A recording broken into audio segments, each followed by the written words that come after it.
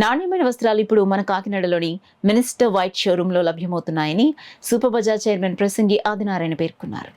స్వదేశీ వస్త్రోత్పత్తులకు పేరెన్నికగన్న minister white showroom Kakinada super bazaar కాంప్లెక్స్లో బుధవారం ఆయన జ్యోతి ప్రజ్వలన చేసి ప్రారంభించారు.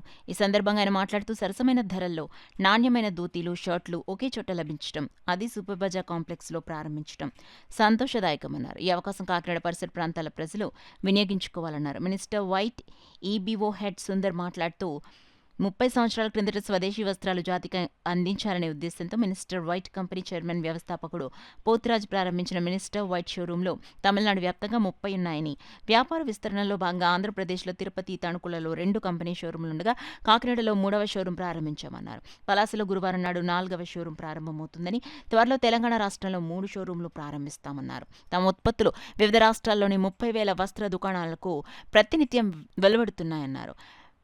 మినిస్టర్ వైట్ కంపెనీ ఉత్పత్తులు తెల్ల షర్ట్లు, కలర్ షర్ట్లు మరియు సిల్క్ లెనిన్ షర్ట్లు 500 నుండి 5,000 రూపాయల విలువ గల ధరకు, ధోతీలు 2 మీటర్లు, 4 మీటర్లు 9+5, 10+6 250 రూపాయల ధర నుండి 1,500 రూపాయల ధర వరకు ఇంకా ఎన్నెన్నో రకాలు, అన్ని రకాల ఉత్పత్తులు సరసమైన ధరల్లో లభిస్తాయని తెలిపారు. షోరూం హెడ్ గుల్లపూడి కృష్ణమూర్తి మాట్లాడుతూ కాకినాడలో నూతన షోరూం ప్రారంభించడం ఆనందంగా ఉందన్నారు.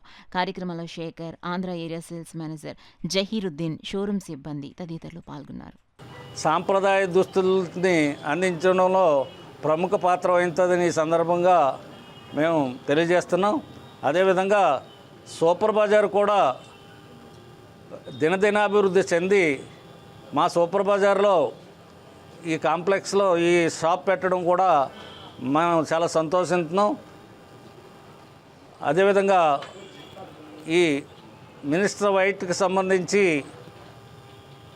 అన్ని రకాల కూడా దీన్ని అభివృద్ధి చేస్తారని, కాకినాడ పట్టణ ప్రజలకి మరింత అందుబాటులో మరిన్ని షాపులు ఉండేలాగా కృషి చేస్తారని ఈ సందర్భంగా కోరుకుంటున్నాం. ముఖ్యంగా స్థానిక శాసనసభ్యులు కొండబాబు గారు ప్రోత్సాహంతో ఈ కాకినాడ దినదినాభివృద్ధి చెందడమే కాకుండా రేపు భవిష్యత్తులో అన్ని రకాలుగా కూడా అవినీతి లేని పరిపాలన సాగిస్తూ ఆయన అభివృద్ధి అంటే ఈ ప్రాంతంలో అనేక రకాల షాపుల్ని, అదేవిధంగా ఈ ఏదైతే పేదరికంగా ఉన్నారో ఆ పేదలకి అందుబాటు రేట్లలో అందించే విధంగా అనేక రకాల అభివృద్ధి చేస్తున్నారు. దాంట్లో భాగంగా మినిస్టర్ వైట్ కూడా ఈరోజు రావడం, అదేవిధంగా రేపు భవిష్యత్తులో మరింత అభివృద్ధి జరగాలని, అదేవిధంగా మన కృష్ణమూర్తి గారికి కూడా ప్రత్యేక అభినందనలు తెలియజేసుకుంటూ సెలవు తీసుకుంటాం.